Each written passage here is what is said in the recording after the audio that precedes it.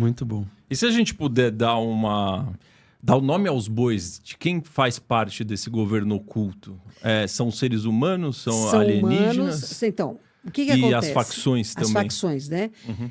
Aquelas 12 famílias, né, os 12 magníficos, Bilderberg, eles continuam mandando. Certo. Eles não tiveram redução de poder, só mudaram os atores. Mas eles continuam por trás mandando, tá? O que aconteceu no Rio Grande do Sul não foi uma ação da natureza. Não foi? Não foi. Caramba. Não foi. O que não foi? Veja o que os Rockefellers falam do Rio Grande do Sul. Pesquise. Isso não foi uma ação da natureza. Existe uma guerra muito mais profunda do que a gente imagina, né? Então, é claro, né? Não sei se vocês podem ou não citar, mas existe um presidente que se julga um imperador, né? E faz uma pressão danada. Terras raras é o futuro, não existe aí sem terras raras. O Brasil tem a segunda maior concentração de terras raras. E é muito estranho, né? Eu estou ali pertinho, estou bombardeando barcos da Venezuela, que eu digo que são traficantes, mas eu não tenho... Você mata todo mundo, como é que você vai provar o que você está falando, né? Então, uma força desse aí, ali pertinho de nós, é interessante. É uma pressão, né? Eu acho que existem governos na Europa que são facção A, que é esse pessoal mais light, que não é bonzinho, mas é mais light. Finge ser bonzinho. Que finge ser bonzinho, que o Brasil hoje é governado pela facção A. Pela facção A, hoje é a facção A. Mas a B está na Argentina, está no Paraguai, está no Equador, está na Itália, está em Portugal. Ou seja, tem um equilíbrio entre elas. Hoje tem, mas você veja, o que me assusta, né?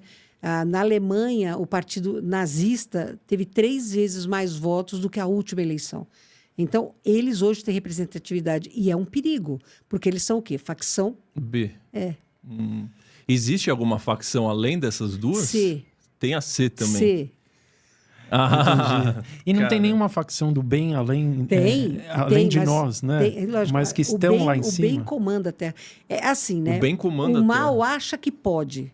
O bem pode. O bem usa o caos criado pelo mal para ter a ordem.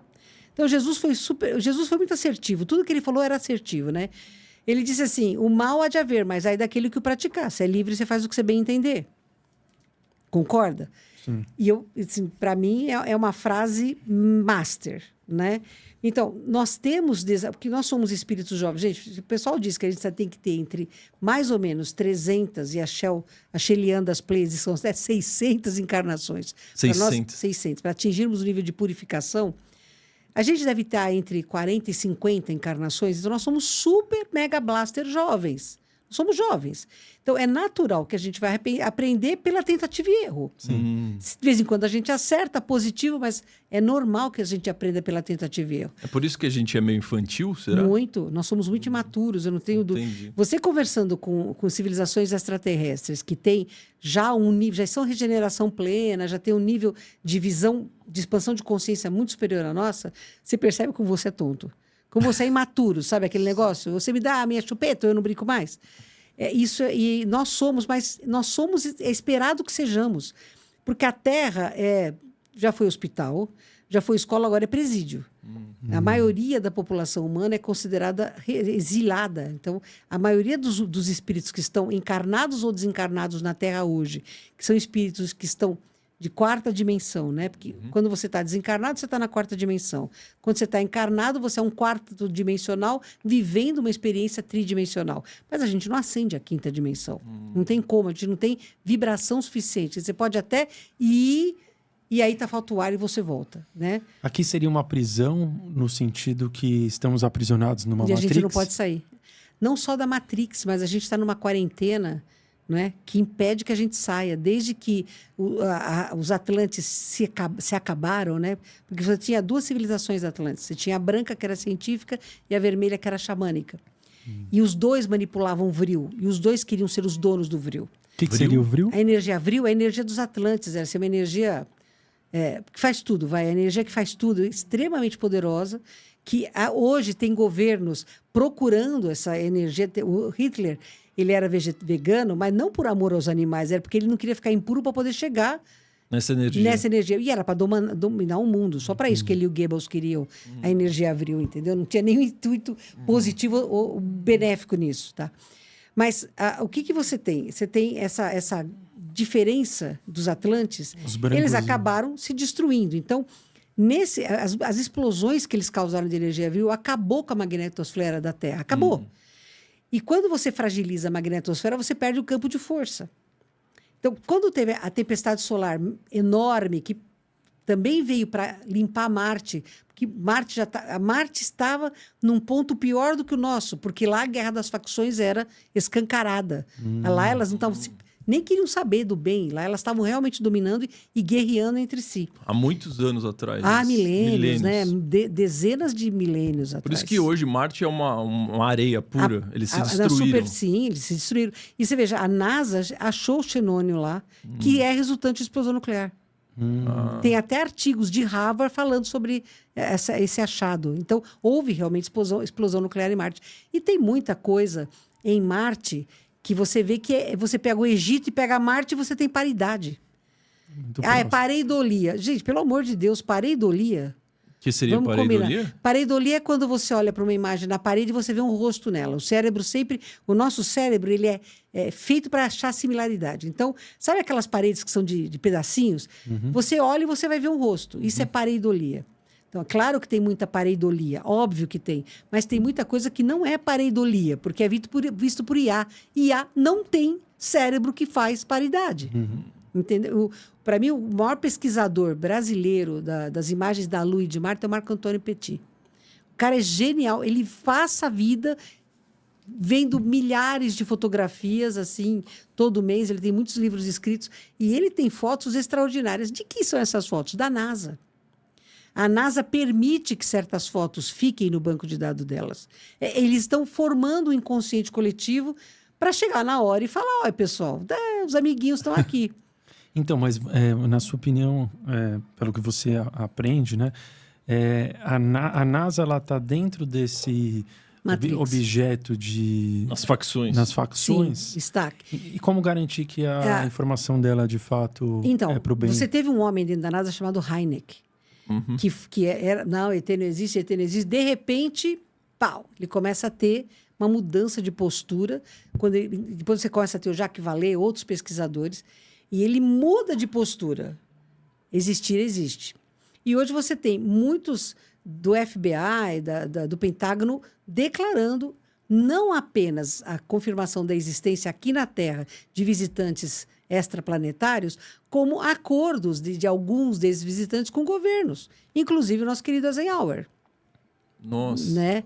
E eles têm mesmo pacto. Então, quando aconteceu desses ETs estarem aqui, não são seres alinhados com a fraternidade. Eles querem poder. Eles vieram para cá por causa da guerra que teve lá aqui no braço de Órion. Tal, eles vieram para cá. Fugitivos. Então, você veja bem, quem nos formou? Fomos fugitivos. Então, essa turma, o governo oculto é formado por humanos que são humanos realmente contrários à lei da fraternidade, por ETs que são contrários à lei da fraternidade. Isso é o governo oculto. Agora, o outro lado, que é o lado positivo, onde a gente quer, de qualquer forma, a gente quer fazer parte, que também tem humanos e também tem extraplanetários. Então, existe uma clara contingência entre os dois. Quer dizer, nós estamos numa contenda. Só que ao lado da escuridão faz barulho. E você pensa que ele é enorme, ele pode tudo. O lado da luz não faz barulho, porque ele trabalha, é silencioso. Por isso que eu tenho confiança de que a coisa vai migrar para o lado certo. Mesmo porque as crianças que estão nascendo, notadamente do ano passado para cá, elas são energeticamente muito diferentes. Se a gente vê todo dia, tem uma criancinha tocando Mozart, tocando Bach, tocando... Então, mas aí você fala assim, mas por que a criancinha consegue lembrar da encarnação passada? Porque a gente tem os chakras são centros de força que ficam no dupletério, tá? Então, você tem os órgãos anímicos do corpo físico, que são as glândulas endócrinas e os plexos nervosos. Você tem no perispírito, ou corpo astral, centros de força, centros energéticos. E o dupletério, que comunica esses dois status, eles têm os chakras. Não é? Então, os chakras ficam no dupletério. Dupletério. E os chakras estão no dupletério. O dupletério não é formado no plano espiritual, ele é formado no corpo, pelo corpo físico durante a gestação. Então, quando a criança nasce, esse dupletério está imaturo como ela é imatura. E os chakras vão amadurecendo. Uma das coisas que eu acho fascinante sobre os chakras é que você tem... eles são 2 funis, né? Entrada e saída. Você tem, nas 2 extremidades, nas 2 bocas, você tem uma tela atômica cuja função é filtrar informações, para que o que está no perispírito não atinja o corpo físico. Porque a função do dupletério é proteger o corpo físico do piloto sem habilitação que está comandando o sistema que somos nós. Como se fosse uma membrana. Assim. Uma membrana. A criança não tem essa membrana amadurecida, então a informação passa. Por isso que até os 7 anos, quando a membrana está pronta, a criança acessa vidas anteriores. Não tem essa membrana, entendeu? Que foi parecido com o que aconteceu com você, né? Foi, teve um determinado momento que você falou, né, uma reportagem sua, que você teve esse véu, né? Que você até teve uma vida normal, foi para a escola, estudou e afim, se formou, e os acontecimentos da sua vida na sua pré-infância, que eram as ocorrências mediúnicas, né? Os contatos e afins, acabou não indo, né? Como se fosse um véu. Sim, então eu tinha 5 anos isso, quando né? eu tive o primeiro contato com seres extraplanetários, eu tinha 5 anos. Até os 13 anos foi a miúde, foram 8 anos de ir para a nave, aprender muita coisa com lucidez. A partir dos 13 anos fechou essa porta e eu realmente esqueci deles. Você vê como é forte o mecanismo de hipnose. Eu esqueci deles, né? E quando eu e meu irmão mais velho, que agora é falecido, nós fomos assistir Contatos Imediatos 3º grau, a gente saiu... Porque aquilo gritou forte em nós dois. Ele também era abduzido como eu, desde criança, né? E aquilo foi muito forte. E a gente começou... Para mim, ligou. E aí eu comecei a voltar a ter lembranças, alguns fragmentos de lembranças. E depois, em 2004, lá na Casa do Consolador, em 2003, os ETs resolveram invadir a Casa do Consolador mesmo, que você tinha sondas andando no meio das pessoas. Era um fenômeno de loucura. Caramba. Era loucura. E aí eu falei, gente, os ETs vão trabalhar conosco, tal, porque eu estava vendo, né? E aí o trabalhador falou assim para mim, Mônica, não fala ET, porque o pessoal está com medo. Fala EB, Entidade Biológica Extraterrestre. Eu falei, gente, boa noite, pessoal. Pessoal, o EB vai trabalhar conosco. A senhora falou, EB Camargo, vem aí. Aí eu falei, não, fala sério, é ET mesmo e acabou. Sim. Mas eles estão conosco desde 2003, notadamente a partir de 2004, eles se manifestam e trabalham na casa. Em dezembro de 2003, né, porque a gente todo ano fazia uma festa na praia, né, festa de Iemanjá, na praia, em que era um momento de comemoração, de agradecer o ano, de ter energia, de trocar essa energia com as pessoas que frequentavam a casa. 2 de fevereiro mesmo? Não, o primeiro sábado de dezembro de 2003. Primeiro sábado. Então, aí eu estava muito brava com os ETs, porque as pessoas estavam fugindo da Casa do Consolador. E eu falei para o comandante, que era quem entrava em contato comigo, a Akhenaton, que não tem nada a ver com o faraó egípcio, nada a ver com a Akhenaton, só o nome que é o mesmo, né? Sim. E eu falei para eles, olha, eu vou dizer assim para as famílias quando vierem buscar cesta básica aqui, tá? Os ETs acabaram com a casa, então vocês vão cobrar deles a cesta básica. Ele falou, então diga a todos que a gente vai se manifestar na praia. Eu falei, vocês não têm palavra, vocês comprometem e não acontece. E se eu falar isso, vão me jogar no hospício e jogar faca-chave. Não, pode dizer que a gente vai. E isso era para ficar em segredo, e um dos trabalhadores falou para a torcida do Corinthians, seu time. Ou seja, nunca teve tanta gente na praia como aquele ano. Só que caiu uma chuva de doer o corpo. E a maioria foi embora, ficou 189 malucos tomando chuva. E aí as naves começaram a aparecer, elas cruzavam o céu, né? Nossa. Quando terminou o trabalho, pontualmente à meia-noite, nós ficamos mais de 20 minutos, 189 pessoas, admirando o show que muitas naves deram no céu para nós. A partir daí não tinha mais como você esconder, como você negar. E em janeiro de 2004, a Shelian começou a atender na casa, começou a trabalhar com a gente. Mas ela era muito diferente do que ela é hoje, porque ela falava uma vez por ano, ela não falava com a gente, ela se comunicava telepaticamente, e quando ela falava, ela usava um tradutor, então a voz parecia mecânica. Tinha muita gente que dizia que ela era um androide, né? Através de você, certo? Através de mim, sim. Quer contar por a gente Ela é de quem Sirius, seria? né? Sim, não, ela é das Pleiades. Ela é de um das planeta Pleiades. chamado Hyperion.